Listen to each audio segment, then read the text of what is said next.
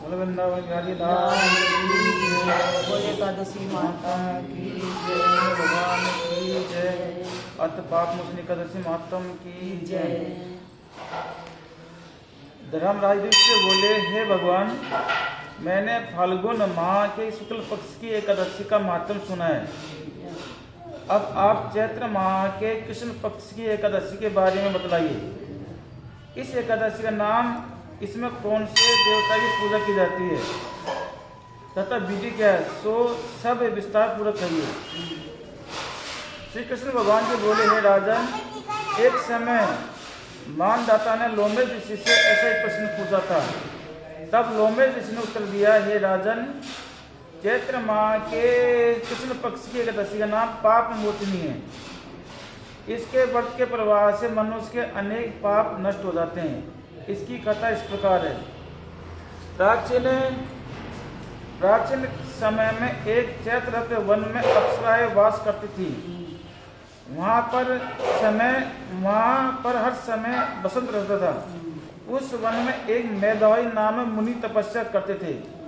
वे शिव भक्त थे। एक दिन मंजू गोसन नामक एक अप्सरा उनको मोहित करने के लिए सितार बजाकर मधुर मधुर गाने गाने लगे। उस समय शिव के शत्रु अनंत काम देवी शिव भक्त मेधावी मुनि को जीतने के लिए तैयार हुआ। कामदेव ने उस सुंदर अप्सरा को गुरु को धनुष बनाया और कटाक्ष को उसकी प्रत्यंचा डोरी बनाई। उसके नेत्रों को उसने संकेत बनाया, कुछों को पूरी बनाया। उस मंजू गोसा अप्सरा को सेनापति बनाया। इस तरह कामदेव अपने शत्रु भक्तों को जीतने को तैयार हुआ। इस समय मेधावी मुनि भी युवा और अष्टपुष्ट थे। उन्होंने यज्ञो पवित्र और दंड धारण कर रखा था। उन मुनियों को देखकर मंजू गोसा ने धीरे धीरे मधुर वाणी से वीणा पर गाना शुरू किया। मेधावी मुनि भी मंजू गोसा के मधुर गान पर, उसके सौंदर्य पर मोहित हो गया।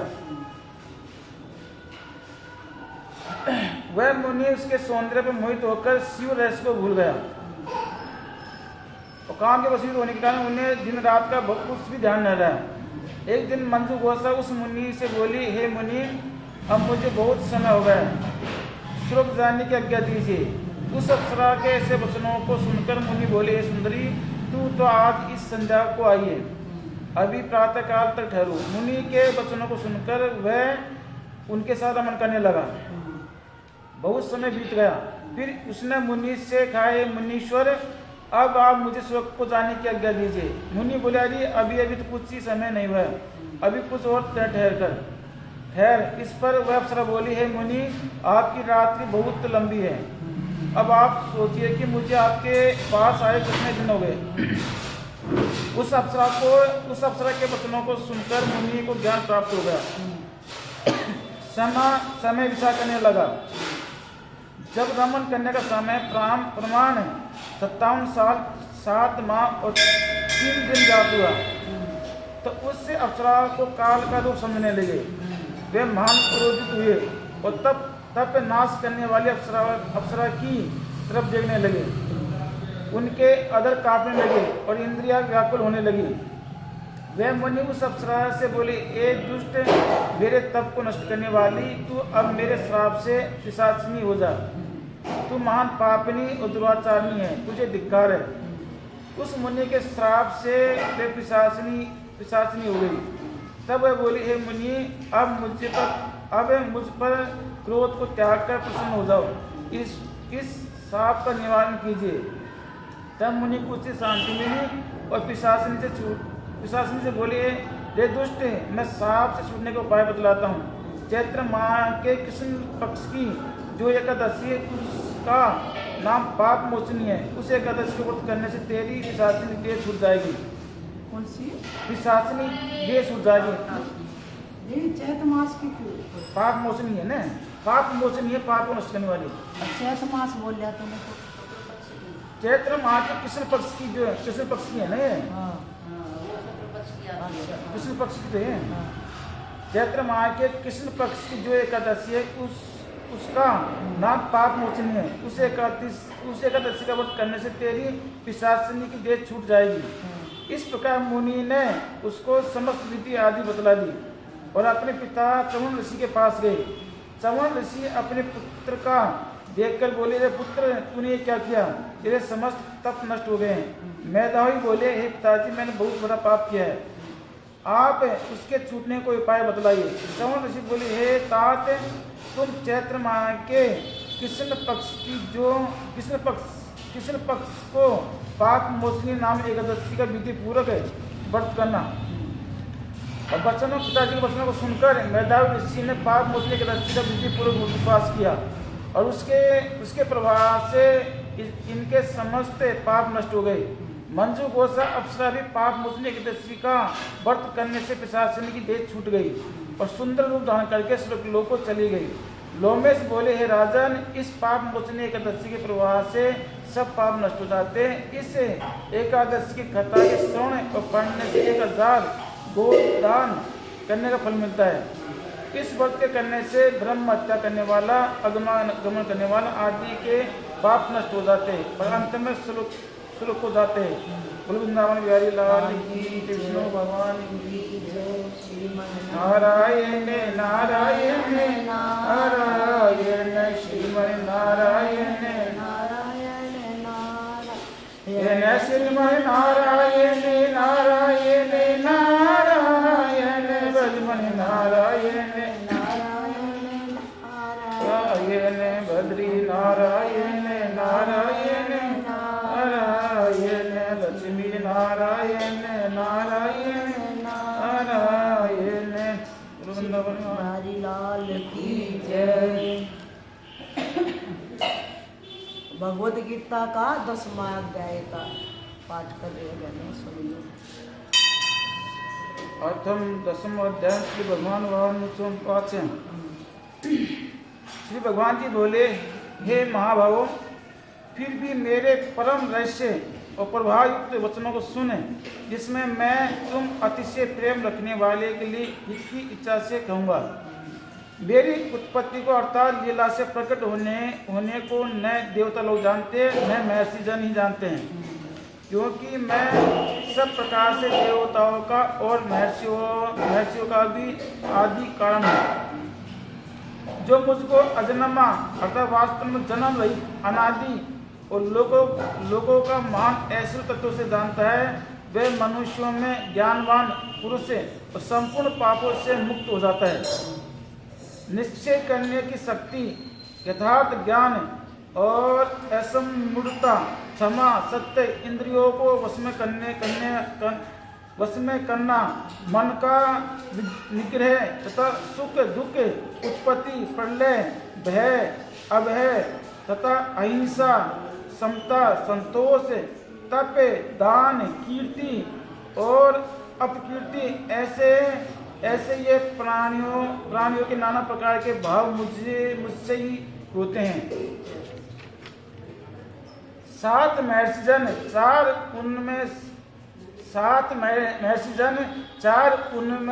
उनमें से भी पूर्व में होने वाले सनकादिक और स्वयंभू आदि 14 मनु, ये मुझ में भाव वाले सबके सब मेरे संकल्प से उत्पन्न हुए हैं, जिनकी संसार में ये संपूर्ण प्रजा है। जो पुरुष मेरी इस परमेश्वर रूप विभुक्ति को और योग शक्ति को तत्व से जानता है, वह निश्चल भक्ति योग से युक्त हो जाता है। इसमें कुछ भी संशय नहीं है। मैं वासुदेव इस संपूर्ण जगत की उत्पत्ति का कारण हूँ और मुझसे ही सब जगत चेष्टा करता है। इस प्रकार समझकर श्रद्धा और भक्ति से युक्त बुद्धिमान भक्तजन मुझे परमेश्वर को निरंतर बचते हैं और निरंतर मुझ में मन लगाने वाले और मुझ में ही प्राणों की अर्पण करने वाले और भक्तजन मेरी भक्ति की चर्चा द्वारा आपस में मेरे प्रभाव को जानते हुए तथा गुण और प्रभाव सहित मेरा कथन करते हुए निरंतर संतुष्ट होते हैं और मुझ वासुदेव में ही निरंतर रमण करते हैं। उन निरंतर मेरे ध्यान और आदि में लगे हुए प्रेम पूर्वक भजने वाले भक्तों को मैं तत्व ज्ञान रूप योग देता हूँ, जिससे वे मुझको ही प्राप्त होते हैं। हे अर्जुन, उनके ऊपर अनुग्रह करने के लिए उनके अंतःकरण में स्थित हूँ। मैं स्वयं ही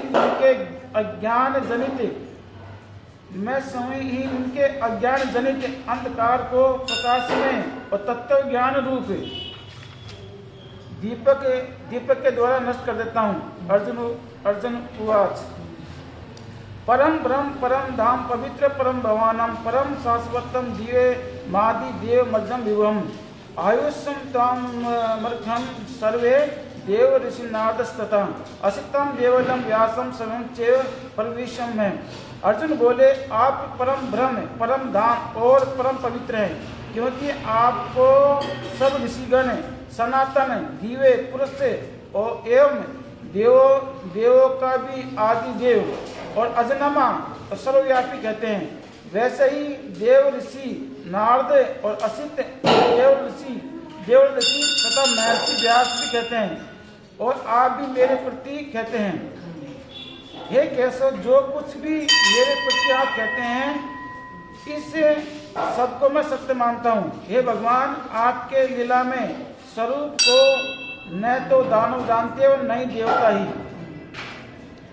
हे भूतों को उत्पन्न करने वाले, हे भूतों के ईश्वर, हे देवों के देव, मैं जगत के स्वामी, हे पुरुषोत्तम, आप स्वयं ही अपने से अपने को जानते हैं। अरे थोड़ा कम शोर मचाओ, पलटी उल्टी होगा। इसलिए आप ही इन अपनी दिव्य विभूतियों को संपूर्णता से कहने में समर्थ हैं।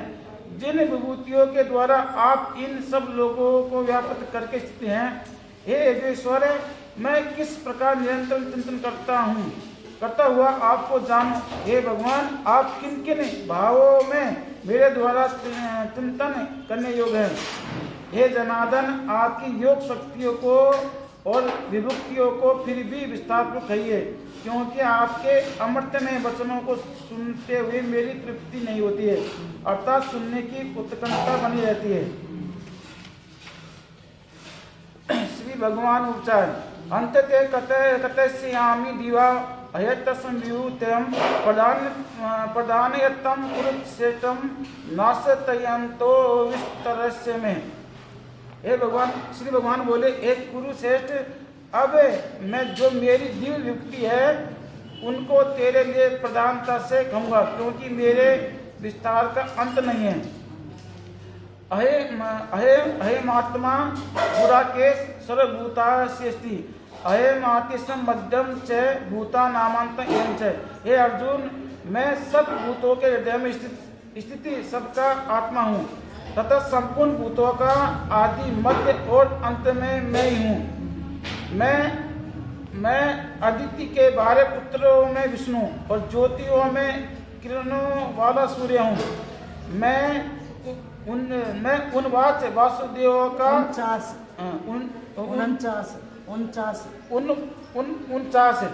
वासुदेवताओं का भी तेज और नक्षत्रों का अधिपति चंद्रमा हूँ। मैं वेदों में सामवेद और देवों में इंद्र और इंद्रियों में मन हूँ और भूत प्राणियों की चेतना अर्थात जीवन शक्ति हूँ। मैं एकादश रुद्रों में शंकर हूँ और यक्ष तथा राक्षसों में धन का स्वामी कुबेर हूँ। मैं 8 वसुओं में अग्नि हूँ और मैं शिखर वाले पर्वतों में सुमेरु पर्वत हूँ और पुरोहितों में मुखिया बृहस्पति मुझको जान। हे पार्थ, मैं सेनापतियों में स्कंद हूँ और जलाशयों में समुद्र हूँ। हे महर्षियों में भृगु और शब्दों में एक अक्षर अर्थात ओंकार हूँ। सब प्रकार के यज्ञों में जप यज्ञ और स्थिर रहने वाले में हिमालय पहाड़ हूँ। मैं सब वृक्षों में पीपल का वृक्ष हूँ और देव ऋषियों में नारद मुनि हूँ और गंधर्वों में चित्ररथ और सिद्धों में कपिल मुनि हूँ। घोड़ों में अमृत के साथ उत्पन्न होने वाला उच्च श्रवा नामक घोड़ा और श्रेष्ठ हाथियों में ऐरावत नामक हाथी, मनुष्यों में राजा मुझको ही जान। मैं शास्त्रों में वृक्ष और गौओं में कामधेनु और शास्त्रोक्त रीति से संतान की उत्पत्ति का हेतु कामदेव मैं हूँ और सर्पों में सर्पराज वासुकी मैं हूँ। मैं नागों में शेषनाग और जलचरों का अधिपति वरुण देवता हूँ। पितरों में अर्म्या नामक पितर तथा शासन करने वालों में यमराज मैं हूँ। मैं दैत्यों में प्रहलाद और गणना करने वालों का समय हूँ तथा पशुओं में मृगराज सिंह हूँ और पक्षियों में मैं गरुड़ हूँ। मैं पवित्र करने वालों में वायु और शास्त्रधारियों में श्री राम हूँ और मछलियों में मगर हूँ और नदियों में भागीरथी गंगा जी हूँ। हे अर्जुन, सृष्टियों का आदि और अंत तथा मध्य भी मैं हूँ। मैं विद्याओं में आध्यात्मिक विद्या अर्थात ब्रह्म विद्या, परस्पर विवाद करने वालों का तत्व और निर्णय के लिए किए जाने वाला वाद हूँ। मैं अक्षरों में आकार हूँ और समासों में द्वंद नामक समाज हूँ। अक्षय काल अर्थात काल की महाकाल तथा सब और मुख वाला विराट स्वरूप सबका धारण पोषण करने वाला भी मैं हूँ। मैं सबका नाश करने वाला, मृत्यु और उत्पन्न होने वालों की उत्पत्ति हेतु हूँ तथा स्त्रियों में कीर्ति, श्री, वाक, स्मृति, मेधा, धरती और क्षमा हूँ तथा गान कन्या योग श्रुतियों में मैं व्रत, शाम और छंदों में गायत्री छंद हूँ। महीनों में मंगसिर और ऋतुओं में बसंत हूँ और मैं छल करने वालों में जुआ और प्रभावशाली पुरुषों का प्रभाव हूँ। मैं जीतने वालों का विजय हूँ और निश्चय करने वालों का निश्चय हूँ। सात्विक पुरुषों का सात्विक भाव हूँ और वंशियों में वासुदेव और मैं समूह 13 सखा पांडवों में धनंजय अर्थात तू, मुनियों में वेद व्यास और कवियों में शुक्राचार्य कवि भी मैं हूँ। मैं दमन करने वालों का दंड अर्थात दमन करने वाले की शक्ति हूँ और जीतने की इच्छा वालों की नीति हूँ। गुप्त रखने योग्य भाव को रक्षक मौन हूँ और ज्ञानवानों का तत्व ज्ञान मैं हूँ। और हे अर्जुन, जो सब भूतों की उत्पत्ति का कारण है वह भी मैं हूँ, क्योंकि ऐसा चर और अचर कोई भी भूत नहीं है। मैं मुझसे रहित हैं। हे परम तप मेरी दिव्य विभूतियों का अंत नहीं है। मैंने अपनी विभूतियों का यह विस्तार तेरे लिए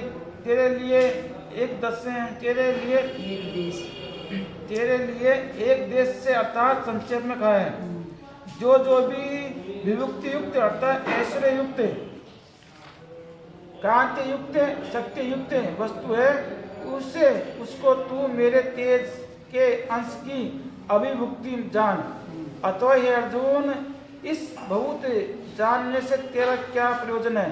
मैं इस संपूर्ण जगत को अपनी योग शक्ति के एक अंश मात्र से धारण करके स्थित हूँ। ओम तत्सदिति श्रीमद् भगवद गीता सपुनिशम ब्रह्म विद्यायाम योग शास्त्र कृष्ण अर्जुन समाधि विभक्तिम। ओम तस्य ओम तस्म तस्य। भगवान सभी बहनों को राम राम। आज हमने 10वें अध्याय का पाठ किया। इसमें भगवान ने यही बताया कि भाई सारे कर्म ही पर बल है। कर्म करते हुए सारी सृष्टि में, ऋषि मुनियों में, नदियों में और पक्षियों में, वृक्षों में जो भी हूँ मैं ही हूँ। तो अपना अच्छा कर्म करते हुए भगवान को समर्पित कर देना। सभी की यही भावना होनी चाहिए। बोल श्री सद्गुरु भगवान की जय। बोल श्री गणेश भगवान की जय।